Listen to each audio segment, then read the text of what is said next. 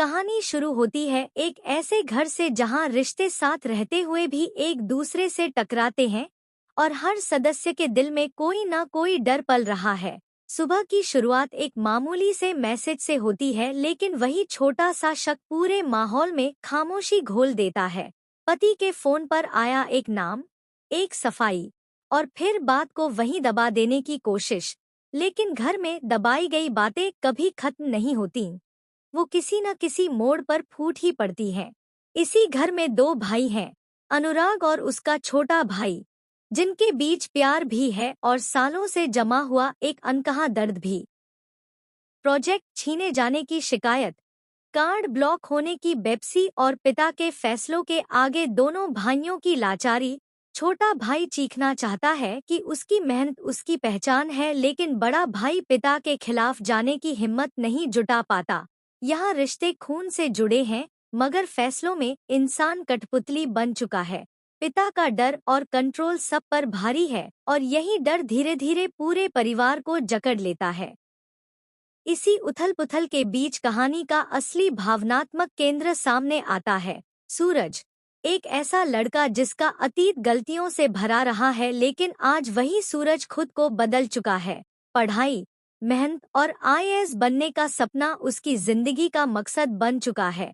और उसके साथ खड़ी है ईशा, जो सिर्फ पत्नी नहीं बल्कि उसकी ताकत है। लेकिन इस घर में सबसे बड़ा रहस्य पापा जी के व्यवहार में छुपा है। उनकी घबराहट, उनका गुस्सा, उनका डर। ऐसा लगता है जैसे कोई पुराना जख्म फिर से हरा हो गया हो।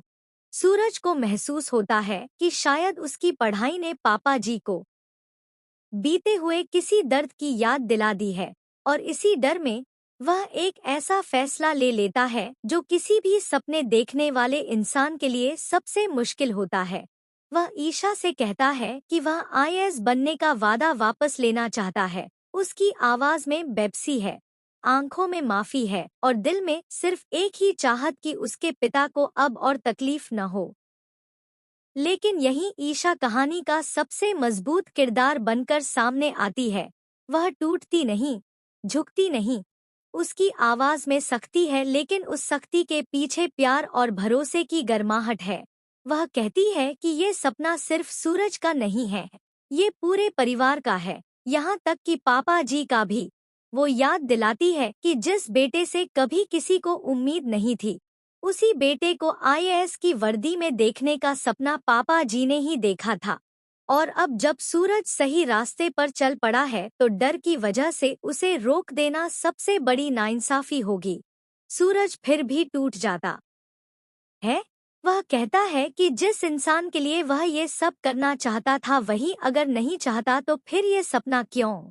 यहाँ उसकी आवाज भारी हो जाती है, धोखे की नहीं बल्कि हालात से हारने की टूटन साफ महसूस होती है। कहानी यही नहीं रुकती।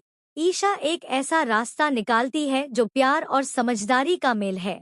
वो फैसला करती है कि सूरज पढ़ाई करेगा, लेकिन छुपकर, बिना पापा जी को दुख पहुंचाए, बिना घर में तूफान लाए।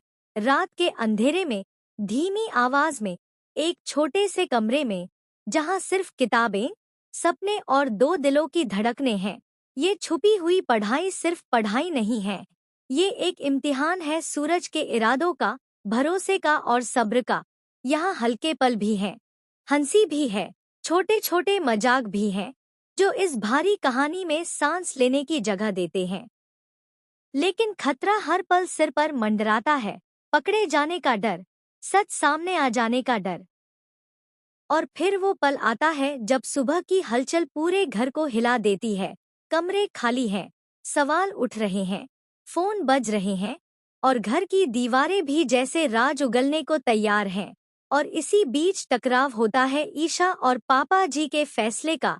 एक तरफ पिता का सख्त ऐलान कि उनका बेटा आईएएस नहीं बनेगा, और दूसरी तरफ ईशा का अडिग स्वर कि यह उसका पति है और वह आईएएस जरूर बनेगा। यहाँ बहू सिर्फ बहू नहीं रहती, वह एक योद्धा बन जाती है, जो अपने पति के सपने के लिए पूरे घर से लड़ने को तैयार है। कहानी वहीं खत्म होती है जहां असली जंग शुरू होती है। पापा जी का फैसला, ईशा की चुनौती और सूरज का मौन। एक ऐसा मौन जिसमें अग्निपरीक्षा छुपी है।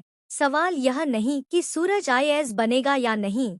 सवाल यह है कि क्या पिता अपने डर से बाहर आएंगे? क्या भरोसा गुस्से पर जीत पाएगा? और क्या ये छुपी हुई पढ़ाई एक दिन खुले आसमान के नीचे जीत में बदलेगी? यही सवाल दर्शक के दिल में छोड़कर कहानी रुक जाती है और यहीं से अगला एपिसोड देखने की मजबूरी शुरू होती है।